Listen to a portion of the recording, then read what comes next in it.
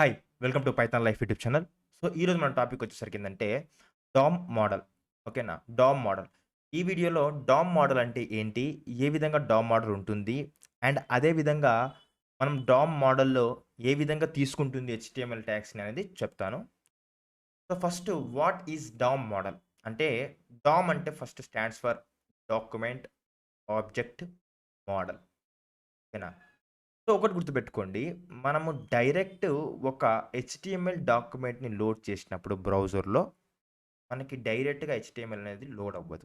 అది ఎలా కన్వర్ట్ అయ్యి లోడ్ అవుతుంది అంటే, ఈ విధంగా డామ్ మోడల్‌లో మనకు క్రియేట్ అయితుంది. ఈ విధంగా మనకేమవుతుందంటే ఆబ్జెక్ట్ మోడల్ క్రియేట్ అవుతుంది. ఓకేనా? ఆ డామ్ మోడల్‌లో మనకేముంటాయంటే ఫర్ ఎగ్జాంపుల్ తీసుకున్నట్లయితే హెచ్‌టీఎంఎల్ ఆబ్జెక్ట్స్ ఉంటాయి, ప్రాపర్టీస్ ఉంటాయి, మెథడ్స్ ఉంటాయి, ఈవెంట్స్ ఉంటాయి. ఓకేనా? సో, ఏ విధంగా ఉంటుందంటే చూపిస్తాను. జనరల్‌గా ఇదొక హెచ్‌టీఎంఎల్ డాక్యుమెంట్ అయితే, ఇదొక హెచ్‌టీఎంఎల్ డాక్యుమెంట్. ఓకేనా? ఇదొక హెచ్‌టీఎంఎల్ డాక్యుమెంటు. హెచ్‌టీఎంఎల్ డాక్యుమెంట్‌లో మనకు డామ్ మోడల్ ఎట్లా చేసుకుంటుందంటే, ఫస్ట్ వచ్చేసరికి రూట్ నోడ్ ఇది. ఓకే. Root node. ఇది రూట్ నోడ్. అయితే ఇక్కడ మీకు హెచ్‌టీఎంఎల్ కనిపిస్తుంది. ఓకే.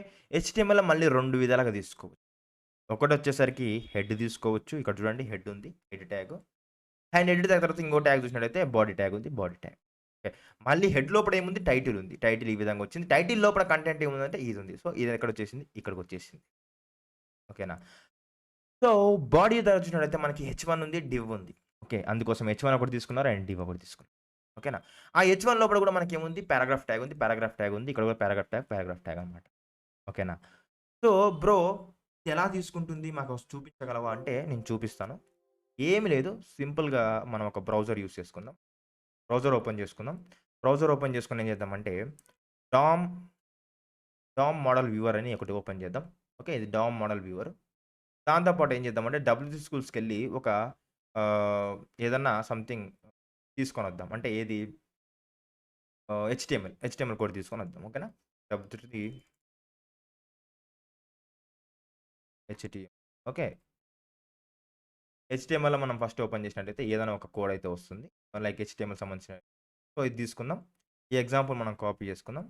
కాపీ చేసుకున్న తర్వాతకి మనం ఏం చేద్దామంటే డామ్ మోడల్ ఉంది కదా! ఆ డామ్ మోడల్‌కొచ్చేసి చూద్దాం. ఇది డామ్ మోడల్ కదా! దీన్ని ఓపెన్ చేద్దాం. ఓకేనా? ప్రెజెంట్ అయితే ఇక్కడ డామ్ మోడల్ వెయిట్ చేద్దాం. యాహ్! వచ్చింది. సో, ఏం చేస్తున్నానంటే ఇందాక తీసుకున్న డామ్ మోడల్ కోసం ఇది ఇక్కడ పేస్ట్ చేస్తాను. పేస్ట్ చేసిన వెంటనే చూడండి. మీకొకసారి నేను ఇక్కడ జూమ్ చేస్తాను.